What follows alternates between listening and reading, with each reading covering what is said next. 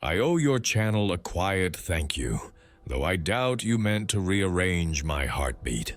The clip, sent by a colleague who thought I needed something beautiful for a sleepless night, showed an elderly refugee woman whispering a single name while cradling a tattered blanket. She sat in the dark, oil lamp flickering, voice barely louder than her breath. Yet the room around me felt as if someone had struck a bell inside my chest. I replayed that moment again and again until dawn, studying her trembling hands, her strangely peaceful eyes, wondering how a syllable could carry that much weight.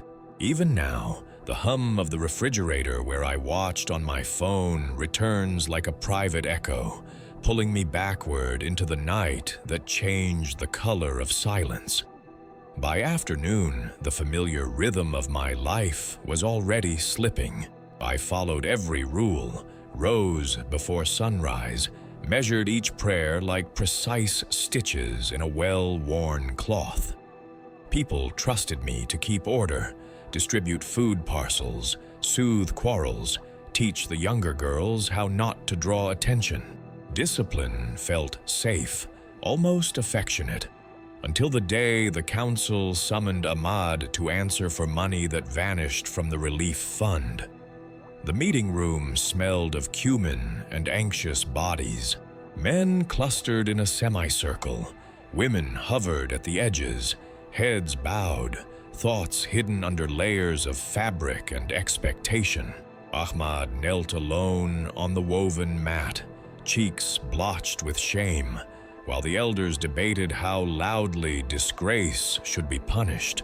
I had seen who opened the cash box after evening prayers 2 nights before. A quick, furtive movement, the treasurer's son slipping folded bills beneath his jacket. But I told myself it was not my business. Yet watching Ahmad's shoulders shake, hearing his mother choke behind her veil, a hot current traveled up my spine.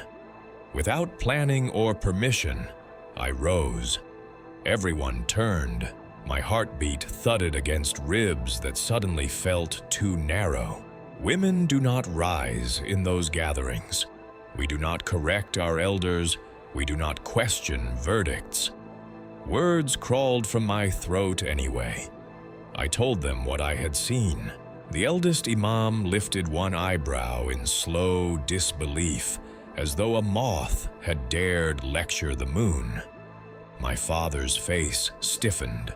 My mother's hands clutched her shawl until knuckles whitened. When I finished, the room held its breath.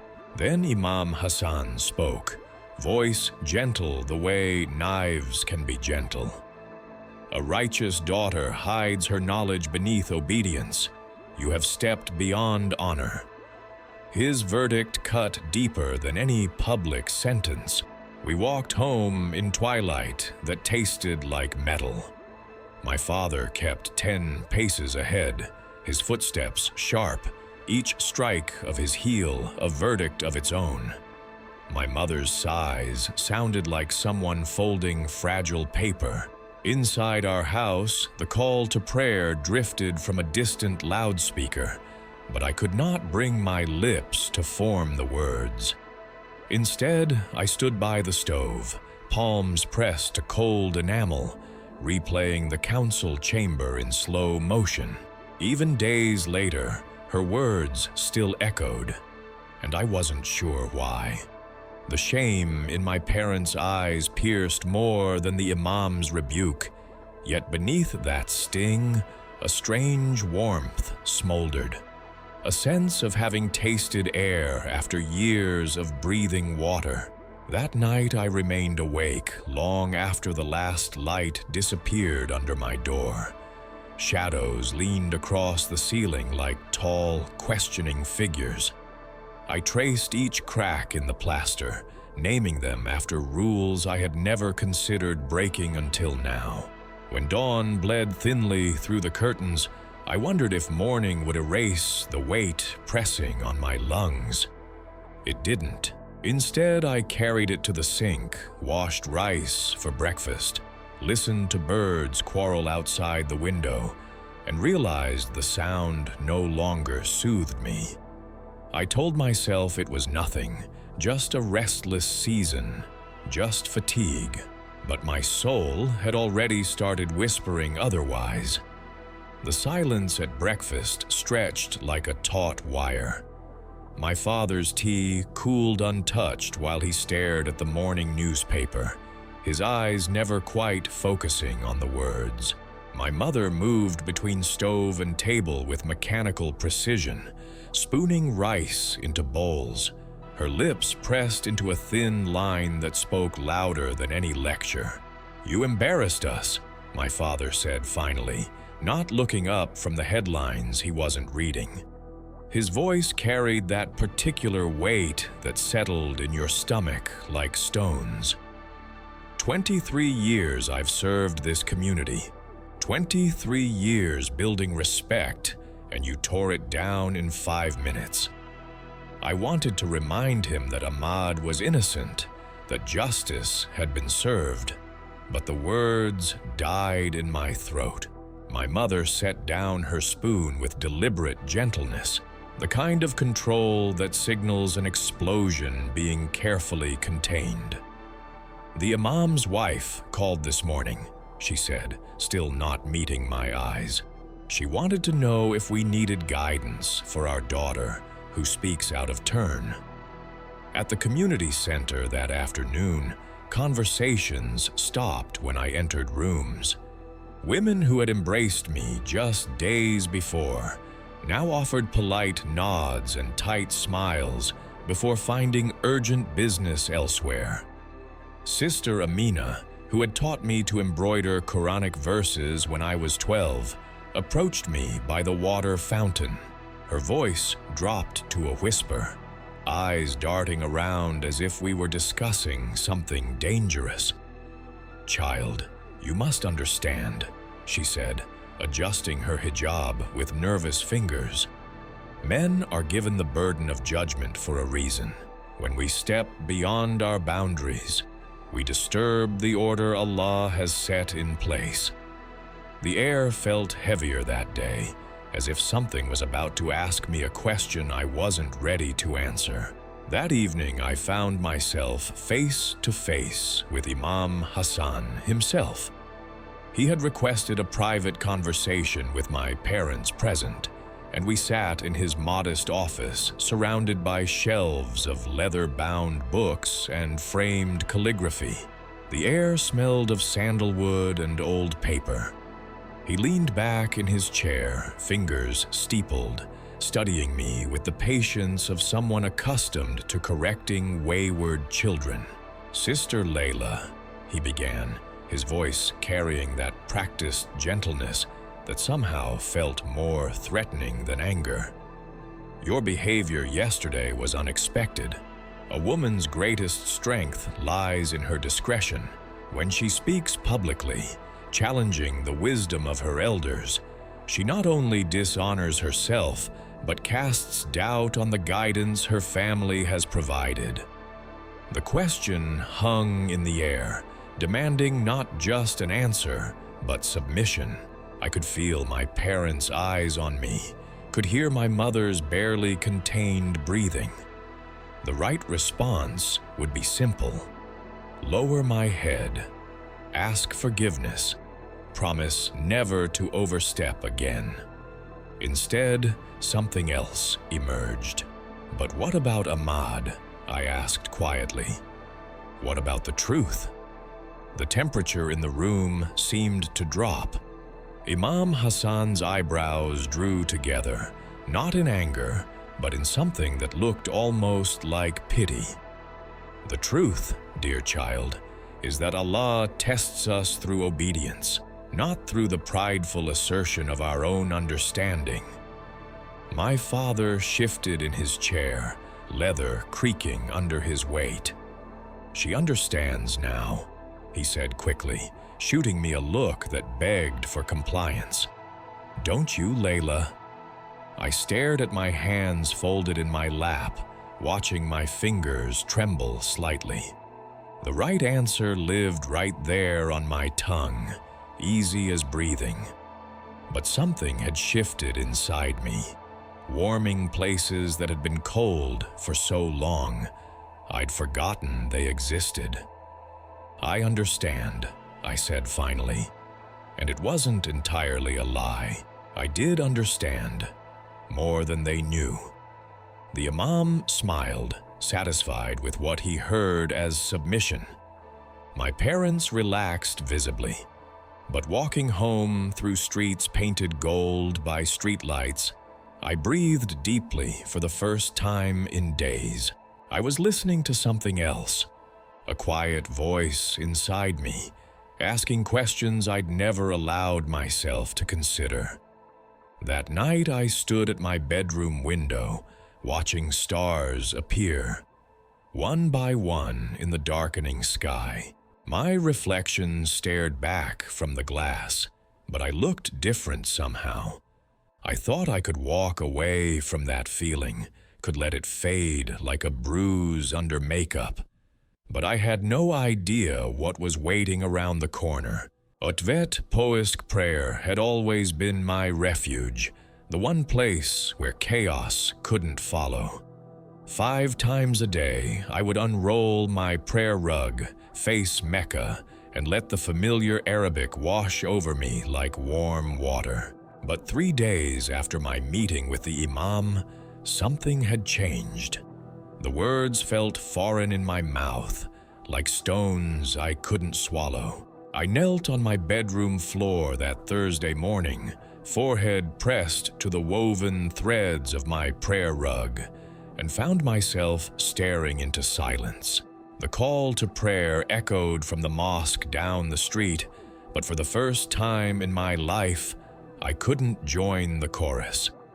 My lips moved, forming the shapes of familiar phrases, but no sound emerged. My mother noticed first.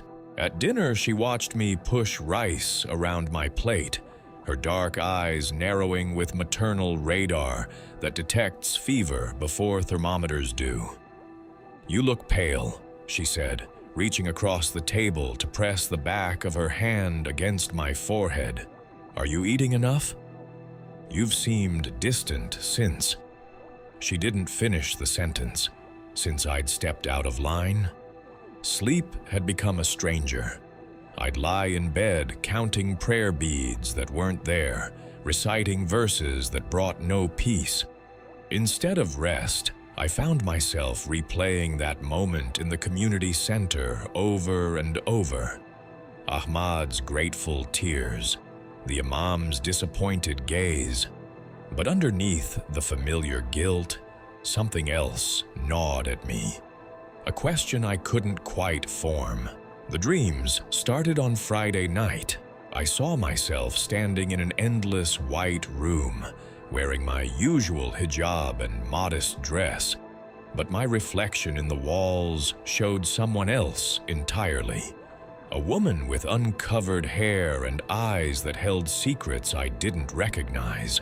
I woke with my heart hammering, sheets damp with sweat that smelled like fear. Sister Fatima cornered me after community service on Saturday. She was older than my mother, with silver threading through her black hair and hands that had raised 6 children into successful adults. "Child," she said, pulling me aside near the donation boxes, "something is troubling your spirit. These questions you're carrying, they're not from Allah. Doubt is a test, yes, but it's also a warning." I wanted to tell her about the white room dream, about the prayer words that wouldn't come, about the way my chest felt, hollow during recitations that once filled me with warmth. Instead, I nodded and murmured the appropriate responses about seeking guidance, about trusting in Allah's wisdom. But that night, alone in my room with the Quran open on my desk, I found myself staring at verses I'd read thousands of times, as if seeing them for the first time. The Arabic script swam before my eyes, beautiful and incomprehensible despite years of memorization. I understood the words individually: God, mercy, guidance, submission, but their meaning felt distant, like hearing music through water. My finger traced the elegant curves of text that should have brought comfort, but instead of peace, I felt only a growing emptiness, as if someone had quietly removed the foundation beneath a building and left only the walls standing. The faith that had once felt as natural as breathing now required conscious effort, like walking on a broken ankle. Sunday morning brought no relief. I sat through the Imam's sermon on obedience and proper conduct for women, his words washing over me without penetration. Around me, my sisters in faith nodded and murmured agreement, their faces reflecting the serene certainty I'd once shared. But I felt like a fraud among them, carrying questions I couldn't voice and doubts I couldn't pray away. That was only the beginning.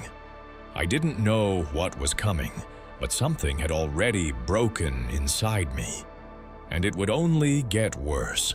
The questions started small, like hairline cracks in glass. I told myself I was seeking deeper understanding, that stronger faith required honest inquiry. So I approached Imam Hassan after Friday prayers, my heart drumming against my ribs as I waited for other congregants to disperse. "Uncle," I said, using the respectful term for elder men, "I've been struggling with something in my prayers.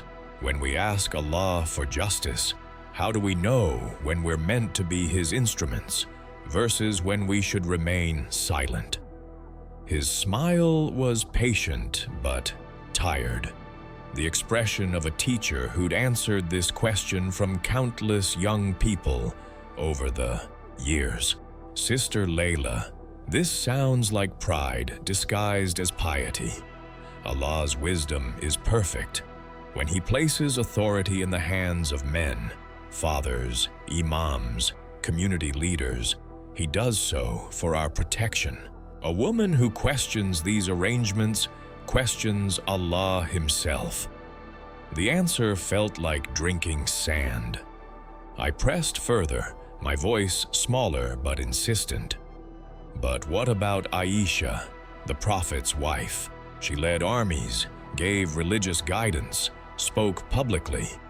How do we reconcile her example with—" Something shifted in Imam Hassan's eyes, a hardening that made my stomach clench.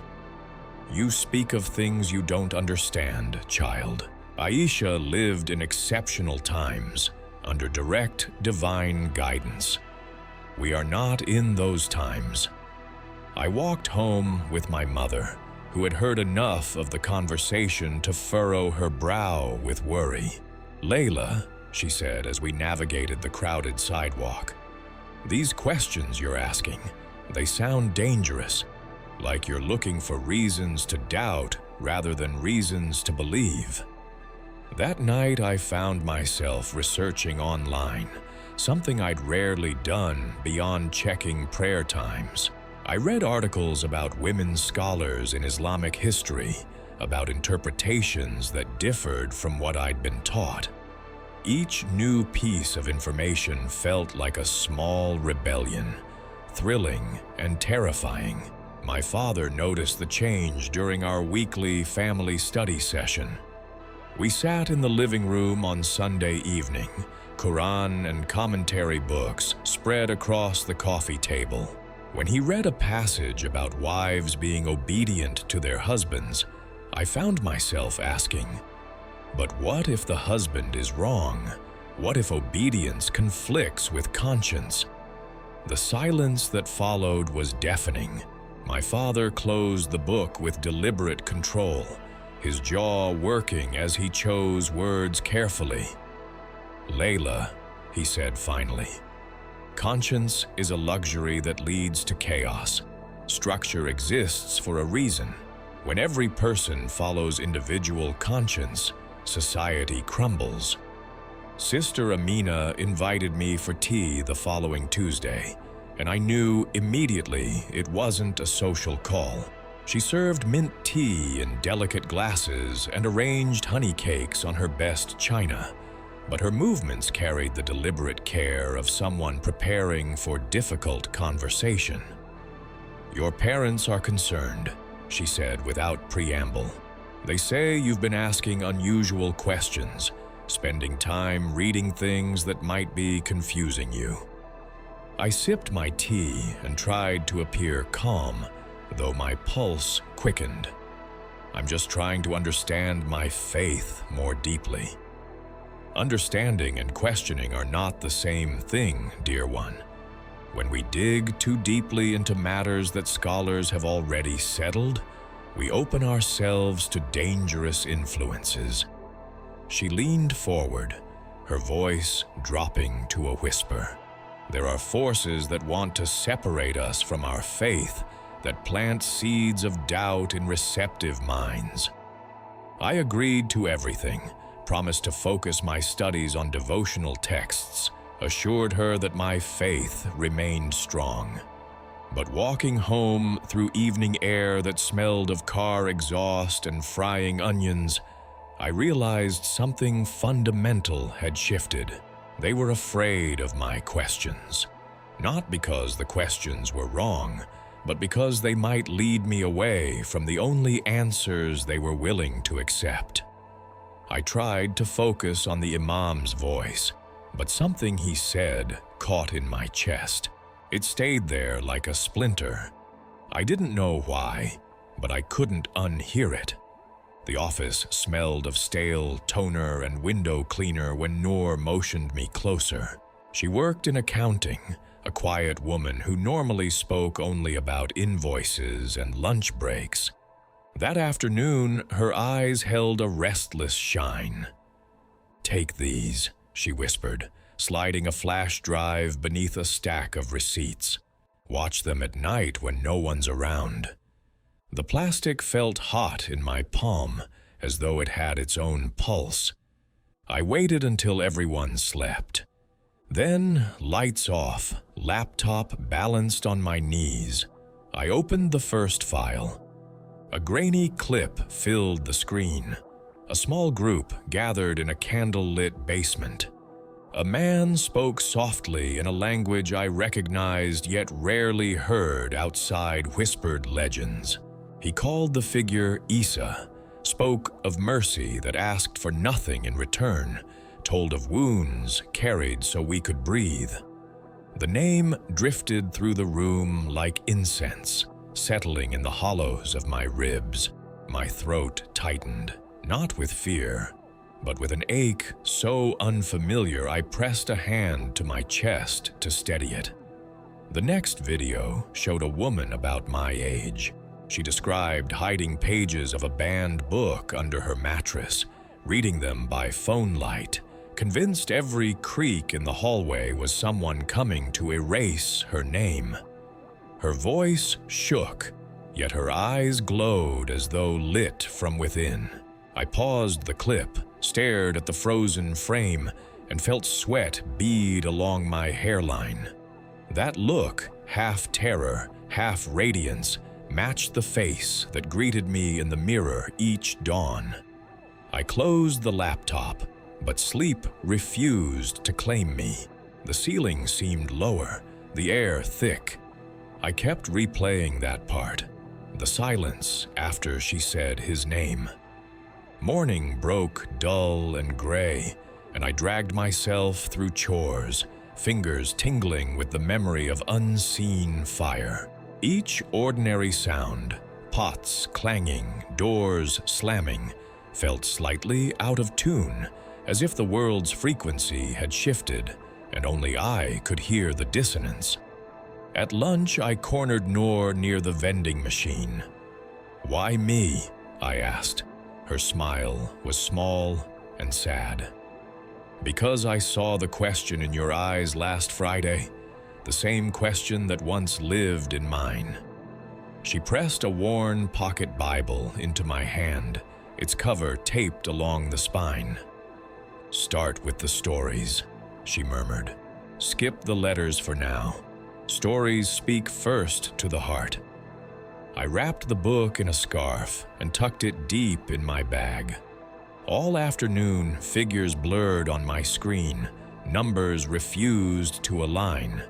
I kept glancing at the clock, counting minutes until I could escape.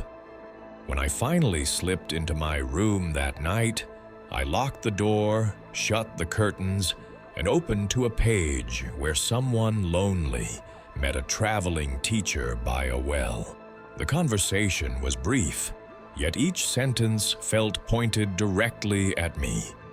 I read it 3 times, tracing the margins where Noor had underlined phrases in faint pencil.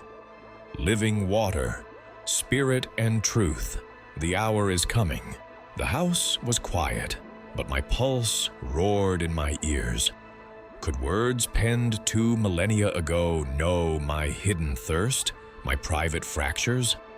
I tried to pray the familiar way, yet the routine collapsed, leaving only raw silence. Into that hush drifted the forbidden name, fragile and luminous, hovering just beyond my tongue. I whispered it once, so softly I couldn't be sure sound formed at all.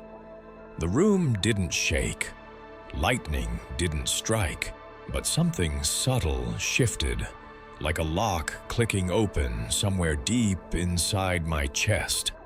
I snapped the book shut, heart racing. Footsteps in the hallway sent panic shooting through me. I slid the Bible beneath my pillow, switched off the lamp, and lay rigid, listening to the blood drum in my temples. Fear and wonder wrestled until dawn smeared pink across the blinds. I rose, feeling both lighter and perilously exposed, as if a secret door had opened behind me, and I didn't yet know what waited on the other side. I thought a single verse would quiet the turmoil, that a quick glance at those thin pages would prove. The rush of the other night was nothing more than sleepless fancy.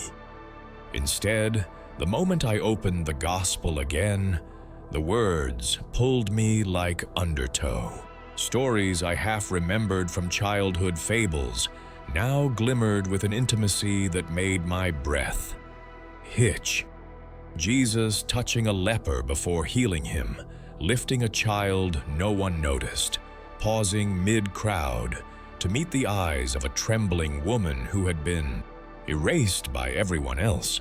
I read until my lamp flickered, then kept reading by the screen glow of my phone, letters swimming when fatigue blurred my sight. By dawn, I knew enough to be frightened. My whole life had been shaped by texts drilled into me with loving precision. Now, a stranger's sentences were slipping past every guard, lighting corridors I never knew existed.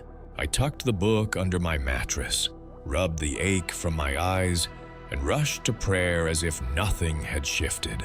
But the familiar cadences felt suddenly distant, my tongue moving while my heart stood elsewhere, listening for footfalls from another realm. During lunch break, I found a quiet stairwell and opened the pocket Bible again. A paragraph about turning the other cheek made my stomach twist, not from weakness, but from recognition. The words tasted like water after salt. I closed the cover, pressed it to my chest, and felt tears prick without warning.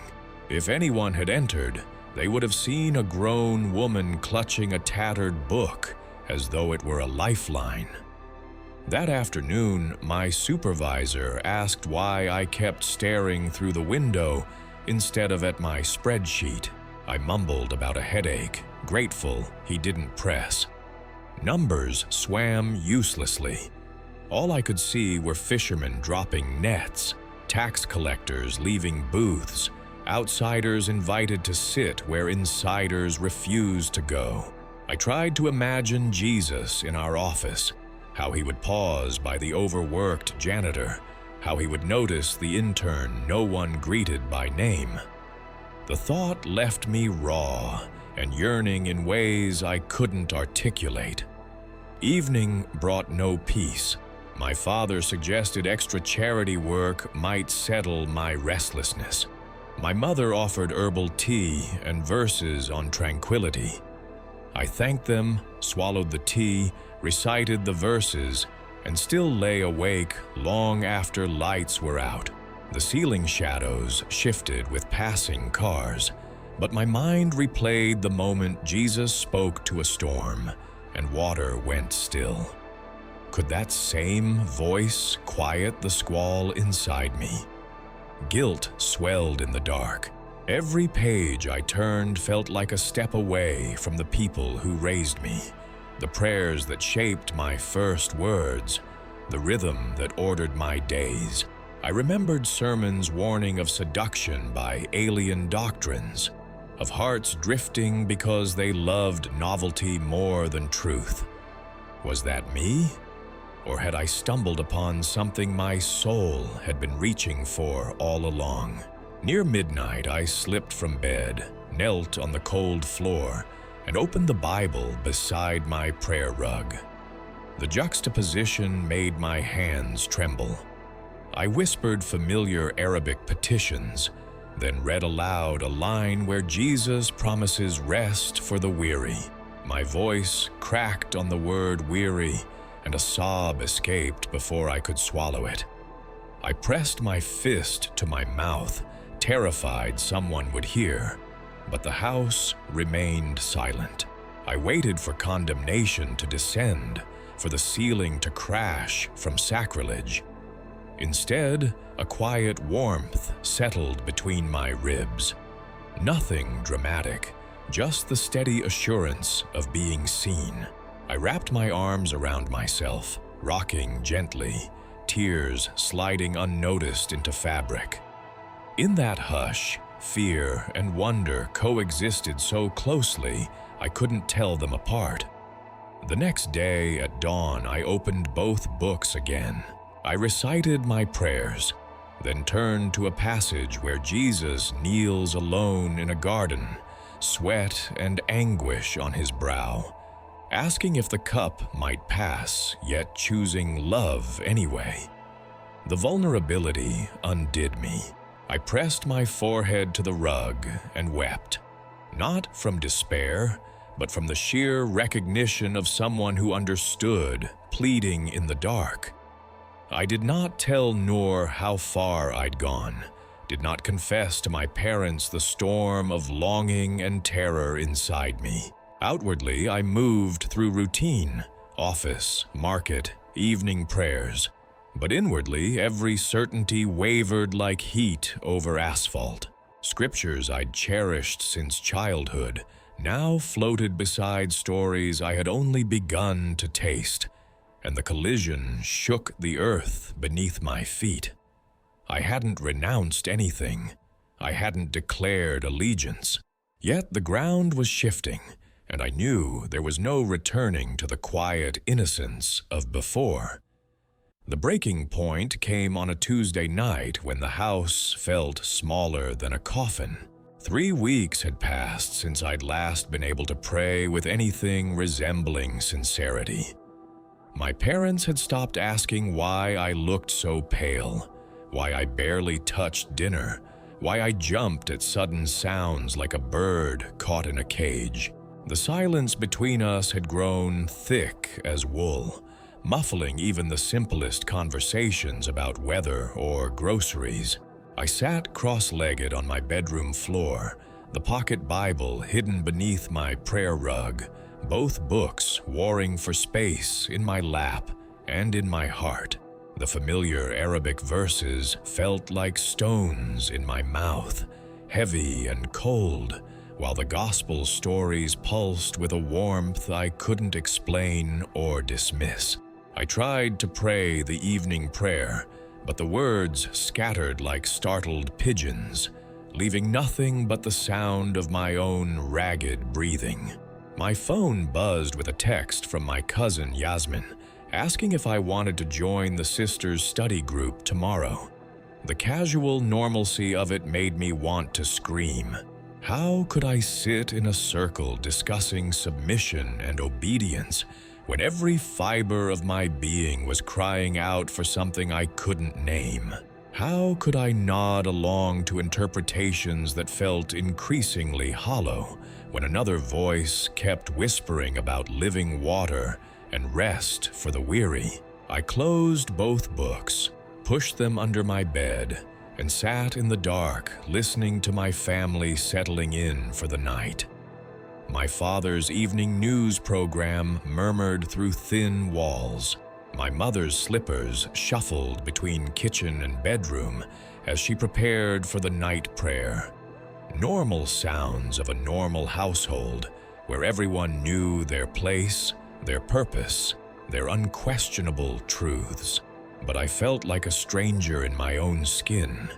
The weight of pretense had become unbearable. Each morning I wrapped myself in modest clothing and pious expressions, went through the motions of devotion while my soul writhed with questions that had no acceptable answers. I was living a double life, smiling at community functions while secretly treasuring stolen moments with forbidden stories, reciting prayers that no longer reached my heart while desperately wanting to call out to someone who might actually hear. The loneliness was crushing. I couldn't confide in my parents without destroying them. I couldn't tell my friends without risking exile from the only community I'd ever known. Even Noor had grown distant since giving me the Bible, perhaps sensing that I'd waded deeper into dangerous waters than she'd intended. I was drowning in isolation, surrounded by people who loved the version of me that was slowly dying. That night, I couldn't even pretend to sleep. I lay staring at ceiling shadows cast by passing headlights, feeling my chest constrict with each breath. The questions that had started as whispers were now roaring. What if everything I'd been taught was incomplete? What if the God I'd worshipped my entire life was bigger, wilder, more mysterious than the careful boundaries we'd built around him? What if the ache in my heart wasn't rebellion but recognition? At 3 in the morning, I gave up on sleep and crept to the kitchen for water. The house felt different in the darkness, like a stage set after the actors had gone home. I stood barefoot on cold tile, drinking from a glass that trembled in my hands, and felt the last of my strength crumble. The facade I'd maintained for weeks finally collapsed, leaving me raw and defenseless in the silence. I set down the empty glass and found myself whispering into the darkness, words I'd never planned to say. I don't know who's listening, I breathed, my voice barely audible even to myself.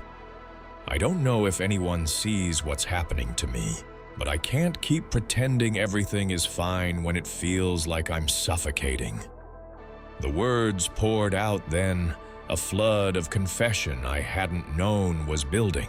I told the empty kitchen about the growing hollowness in my prayers, about the stories that made my heart race, about feeling like a fraud among people who trusted me to be something I was no longer sure I was. I spoke about Ahmad and the moment I'd chosen truth over silence, about how that choice had started an avalanche I couldn't stop. I stood up for what was right, I whispered fiercely, and they made me feel ashamed for it. They told me justice was pride, that speaking truth was disobedience. But if that's what righteousness looks like, then maybe I don't understand righteousness at all. My voice cracked on the last words, and tears I'd been holding back for weeks finally spilled over. I gripped the edge of the counter, shoulders shaking with silent sobs, feeling more alone than I'd ever felt in my life. The darkness pressed close, thick and suffocating, offering no comfort or answers. That's when it happened. Not with thunder or blinding light, not with voices that echoed off the walls or visions that lit up the room. Instead, a presence settled around me like the softest breath, like warmth spreading through cold water. I felt seen in a way that had nothing to do with eyes, known in a way that transcended explanation. The loneliness that had been eating me alive suddenly lifted, replaced by a tenderness so profound it made me gasp. A voice spoke without words, reached me without sound. I see you. I've always seen you. The questions you're afraid to ask, the truth you spoke when it cost you everything, the way you've been searching for me in places they told you I couldn't be found. I see it all, and I'm not angry. I'm here. I slumped against the counter, overwhelmed by the certainty that I was not alone, had never been alone, would never be alone again. This wasn't the distant deity of perfectly recited prayers or the stern judge of careful rule-following. This was someone who knew the weight of choosing truth over comfort, who understood what it meant to be rejected by the very people who should have celebrated righteousness. Jesus, I whispered, and the name felt like coming home after a lifetime of wandering. The presence didn't fade with the dawn. As gray light filtered through kitchen windows and the house began to stir with morning sounds, I carried that warmth inside me like a secret fire. I moved through the familiar routine of breakfast preparation, but everything looked different now, sharper and more real, as if I'd been seeing the world through fog that had finally lifted. My mother commented that I looked better, asked if I'd slept well. I nodded and poured her tea, my hands steady for the first time in weeks. I had slept. In a way, though not in bed. I had found rest in the most unexpected place, in the arms of someone I'd been taught to fear, but who had met me with nothing but love. The change was impossible to hide. 3 days after that kitchen encounter, my mother cornered me while I folded laundry, her dark eyes studying my face like she was reading a diagnosis. "You're different," she said, not accusingly, but with the careful concern of someone approaching a wounded animal. "There's something in your eyes I don't recognize." I kept my hands busy with towels and bed sheets, trying to maintain the rhythm of normalcy, while my heart hammered against my ribs. How could I explain that I'd found peace in the most forbidden place imaginable? That the questions tearing me apart for weeks had been answered by a voice I wasn't supposed to hear? "I've been praying more," I said, which wasn't entirely a lie. I had been praying, just not in the way she'd understand. My conversations with Jesus felt more like breathing than the formal recitations I'd grown up with, but they were prayers nonetheless. She didn't look convinced. That evening at dinner, my father set down his fork and fixed me with the stern gaze that had made me confess childhood mischief and teenage mistakes. "Layla, your mother is worried about you. We both are. You've been distant, distracted. The imam mentioned you haven't been attending the women's study group." The food turned to ash in my mouth. I'd been avoiding community gatherings, unable to sit through discussions about obedience and submission when my heart was learning about grace and freedom. Every verse they quoted felt like chains I was meant to wear gladly, while the stories I read in secret spoke of liberation. from everything that bound the human spirit. "I've been tired," I said weakly. "Work has been demanding." My father's expression didn't soften. "Sister Amina called today. She's concerned about your spiritual state, about books you might be reading that could be leading you astray." His voice dropped to that dangerous quiet that preceded storms. "She mentioned seeing you with materials that weren't appropriate for a faithful daughter." The world tilted. My throat constricted as if invisible hands were tightening around my neck. Noor must have been seen passing me something, or perhaps someone had glimpsed the outline of the hidden Bible in my bag. In our community, suspicion spread faster than wildfire, and the accusation of reading forbidden materials was barely a step below outright apostasy.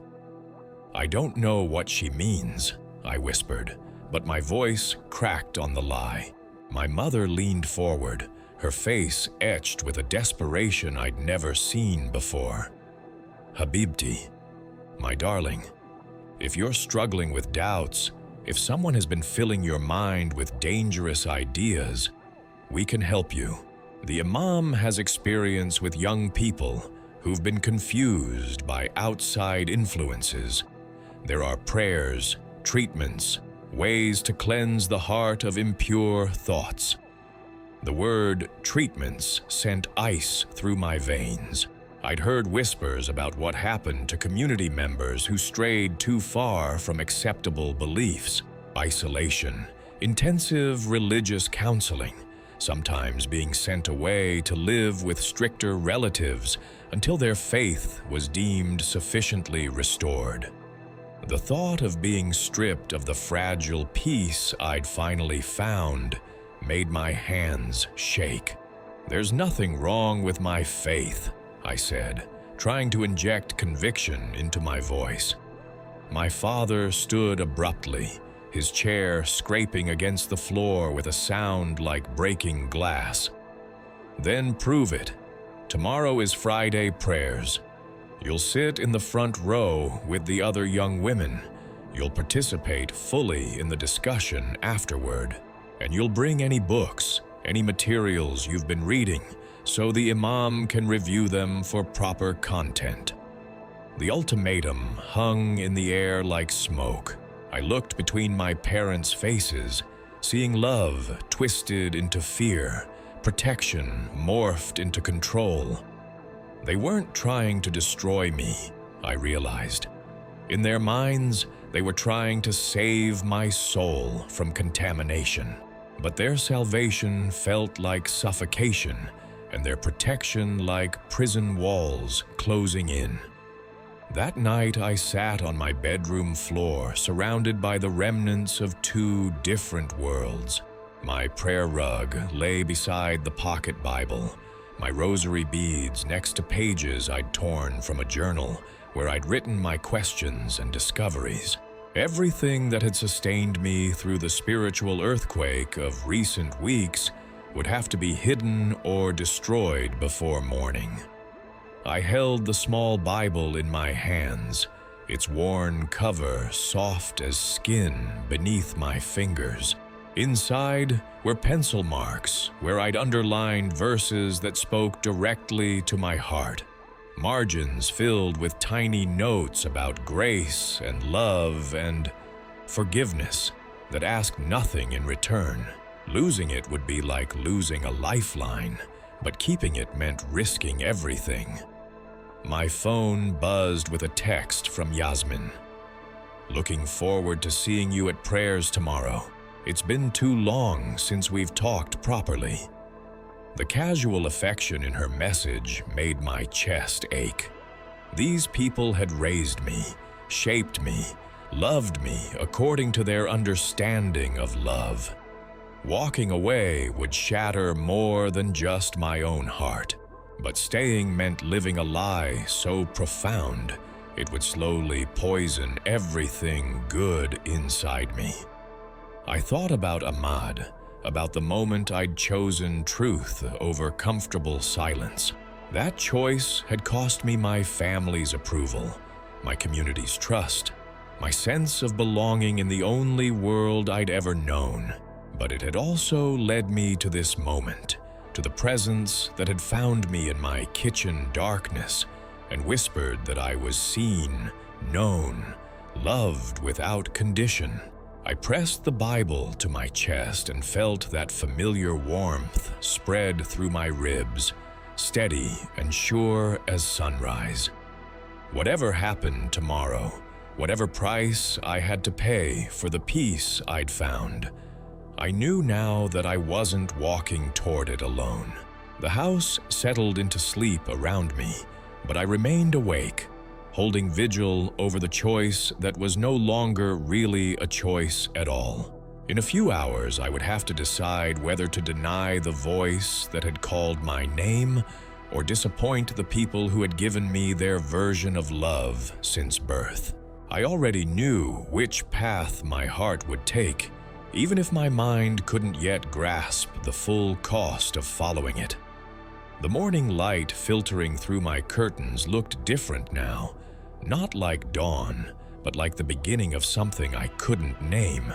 I rose from my knees, where I'd spent the last hour in conversation with someone who knew the weight of choosing truth over comfort, someone who understood what it meant to be rejected by the very people who should have celebrated love.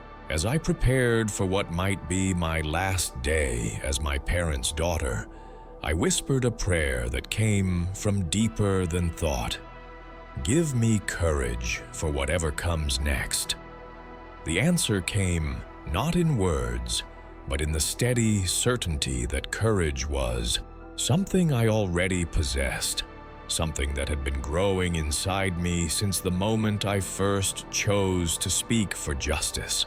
Now I would need to find it again, not for Ahmad this time, but for the voice that had been calling my name through every prayer, every question, every sleepless night of searching. I was about to lose everything I'd thought defined me, but I was also about to discover who I really was. The Friday prayer arrived like dawn after the longest night, inevitable, terrifying, pregnant with change I could no longer avoid. I dressed in my most modest clothing, wrapped my hijab with extra care, and walked to the mosque beside my parents, in silence that felt thick as honey. My father's jaw remained rigid, my mother's eyes red-rimmed from a sleepless night of worry and whispered prayers for my salvation. The women's section hummed with familiar voices discussing recipes and children's achievements, but conversations died when I entered. Word had spread through the community like spilled wine, staining everything it touched. I was the daughter who'd asked dangerous questions, who'd been seen with suspicious materials, whose spiritual state required urgent intervention. I sat in the front row as commanded, feeling dozens of eyes boring into my back like tiny flames. Imam Hassan's sermon focused on obedience, on the beautiful structure Allah had created for human flourishing, on the dangers of pride disguised as righteousness. Each word felt aimed directly at me, a public diagnosis of my spiritual illness. When he spoke about sheep wandering from the fold, about wolves in sheep's clothing leading the innocent astray, my cheeks burned with shame that had nothing to do with guilt and everything to do with being exposed in front of people I'd loved since childhood. After prayers, the reckoning came swift and merciless. My parents flanked me as we approached the imam's office, their faces masks of resigned determination. They'd made their choice. Better a daughter corrected than a daughter lost entirely. Inside that small room filled with religious texts and the scent of frankincense, I faced the tribunal of elders who would decide my spiritual fate. Sister Layla, Imam Hassan began, his voice carrying the gentle authority that brooked no argument. Your parents have shared their concerns about materials you may have encountered that have confused your understanding of faith. This is not uncommon among young people in our modern age, when dangerous ideas masquerade as enlightenment. I sat silent, hands folded in my lap, while they spoke about me as if I weren't present. Treatment plans were discussed, intensive religious counseling, supervision of my reading materials, perhaps a period of residence with stricter relatives who could guide me back to proper understanding. They meant well, I realized with crystalline clarity. In their worldview, they were saving my soul from corruption, rescuing me from influences that would lead to eternal damnation. But their salvation felt like slow suffocation. "Do you have anything to say?" the Imam asked finally, his eyes kind but implacable. "Any confession that might help us understand how far this confusion has spread?" The moment stretched like a held breath. I could feel my parents' desperate hope radiating from either side of me, their prayers that I would recant, submit, return to being the daughter they'd raised with such devotion. The right words hovered on my tongue. "Forgive me, I was confused. I reject any teachings that contradict our faith. I submit to your guidance." Instead, I heard myself saying quietly, "I've been reading about Jesus." The silence that followed was deafening. My mother's sharp intake of breath sounded like a knife being drawn. My father's hands clenched into fists on his knees. The Imam's face cycled through surprise, disappointment, and something that might have been pity. "Jesus," he repeated slowly, as if testing the weight of the name. "And what have you learned about this figure that our own teachings do not provide?" My heart hammered against my ribs, but my voice remained steady.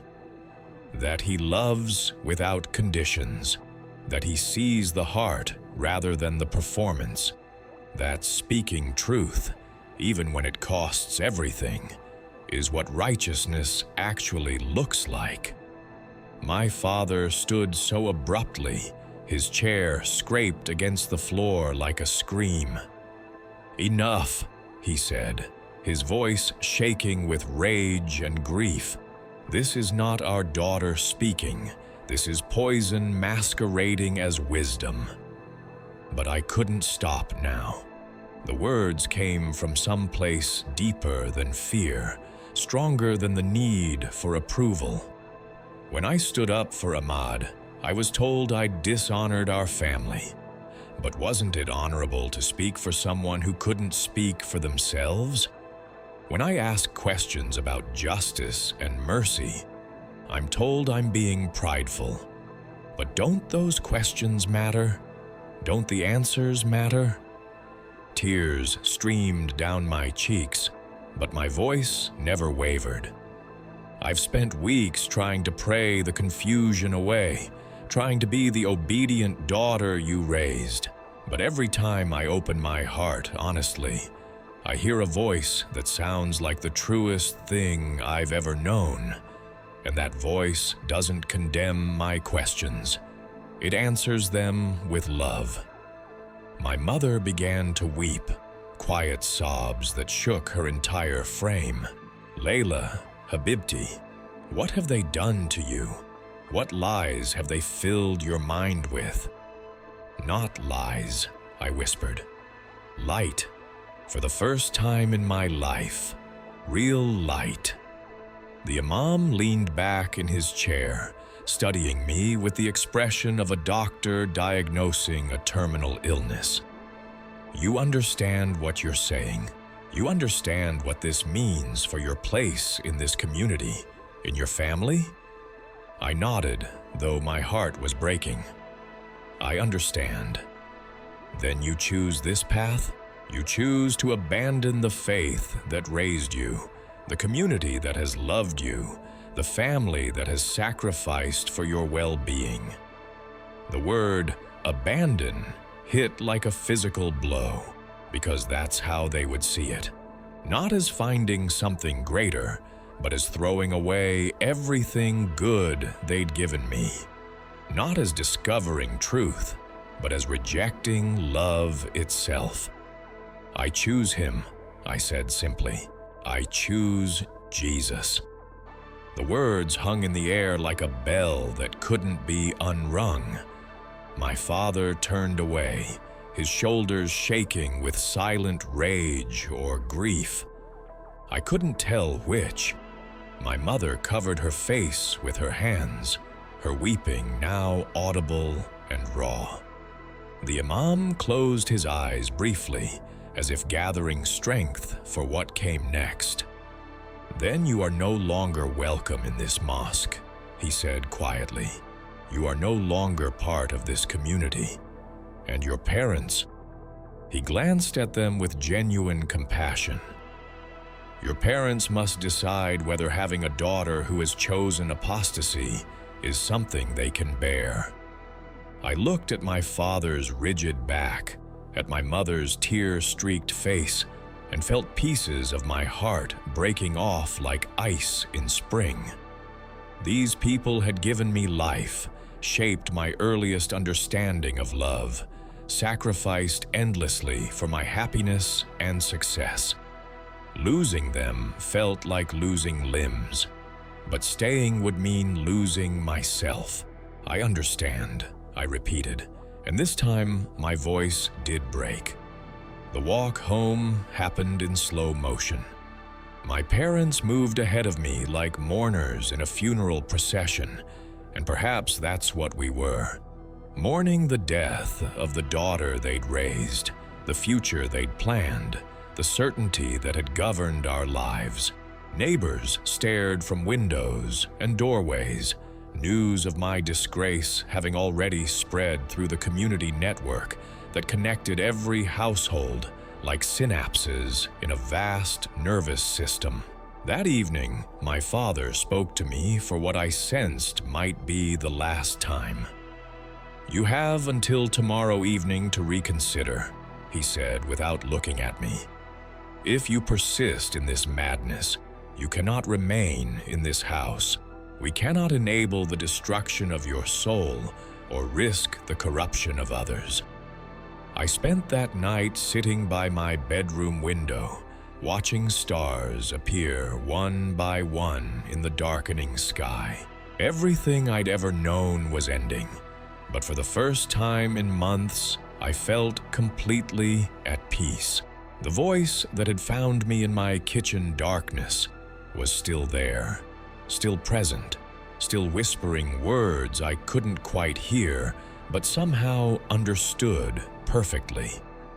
"Jesus," I said aloud, testing the name again. It tasted like freedom. Dawn came pale and gold, painting the world in colors that seemed sharper than before.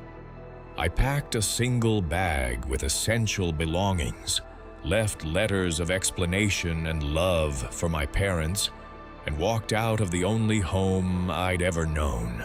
At the bus station, I bought a ticket to the nearest city where I knew no one and no one knew me. As the bus pulled away from everything familiar, I pressed my face to the window and whispered a prayer that came from the deepest part of my soul. I don't know where I'm going, but I know who's going with me. The countryside rolled past in waves of green and gold. I closed my eyes and felt that familiar warmth settle in my chest, the presence that had sustained me through the hardest choice of my life. I had lost my family, my community, my entire previous existence, but I had found something worth more than all of it combined. I had found him, and he had found me. The future stretched ahead, uncertain and unknown, but I was no longer afraid. Because I knew now, with the kind of knowing that goes deeper than thought, that I was not walking into that uncertainty alone.